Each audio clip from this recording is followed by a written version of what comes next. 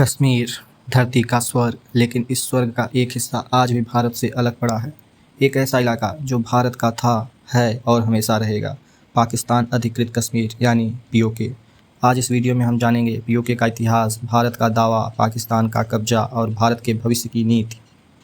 क्या कभी पीओके वापस आएगा? सबसे पहले जानते हैं पीओके यानी पाकिस्तान अधिकृत कश्मीर है क्या। भारत के संविधान के अनुसार पूरा जम्मू एंड कश्मीर, जिसमें गिलगित बल्टिस्तान और मीरपुर मुजफ्फराबाद शामिल है, भारत का अभिन्न हिस्सा है। लेकिन 1947 में पाकिस्तान ने धोखे से इसे एक क्षेत्र के बड़े हिस्से पर कब्जा कर लिया। आज वही हिस्सा पीओके कहलाता है। पीओके दो हिस्सों में बटा हुआ है, मीरपुर मुजफ्फराबाद कोटली क्षेत्र आज़ाद जम्मू एंड कश्मीर। दूसरा भाग गिलगित बाल्टिस्तान, उत्तर का पहाड़ी इलाका जहां चीन का भी प्रभाव बढ़ा हुआ है।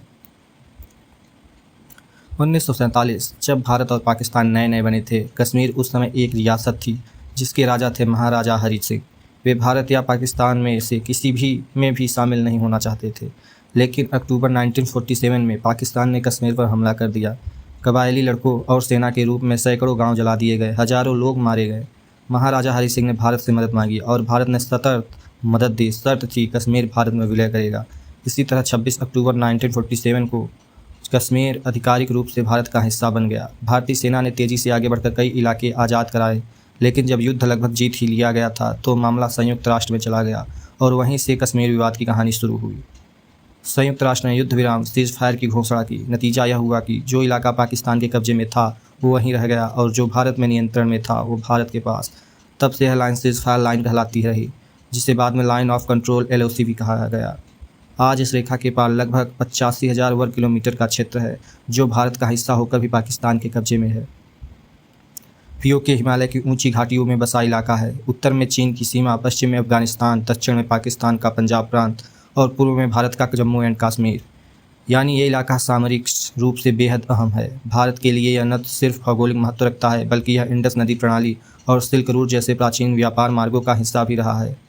1950 के दशक में पाकिस्तान ने गिलगित बाल्टिस्तान का एक हिस्सा चीन को सौंप दिया, जिसे आज सक्षम घाटी कहा जाता है। यानी पाकिस्तान ने उस भूमि पर सौदा किया जो उसकी थी ही नहीं। आज चीन वहां अपने बड़े बड़े इंफ्रास्ट्रक्चर प्रोजेक्ट चला रहा है, जैसे CPEC China Pakistan economic corridor, जो ग्वादर पोर्ट से लेकर गिलगित तक फैला है।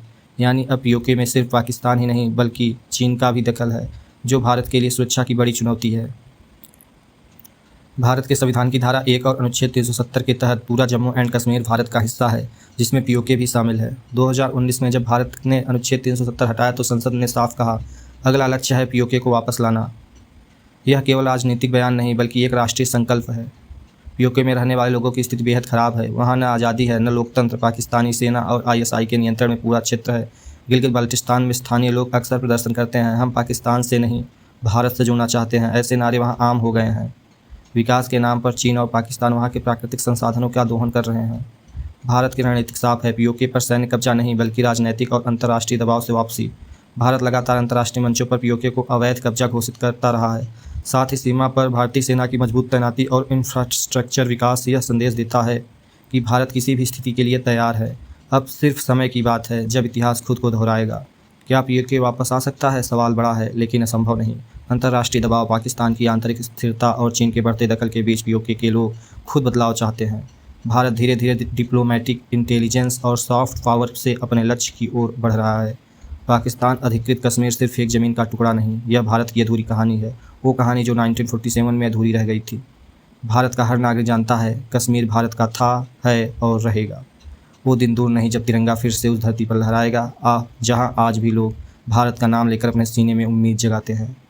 अगर आपको यह वीडियो जानकारीपूर्ण लगी तो इसे शेयर करें और चैनल को सब्सक्राइब करें ताकि हम मिलकर भारत के हर छिपे सच को दुनिया के सामने ला सकें।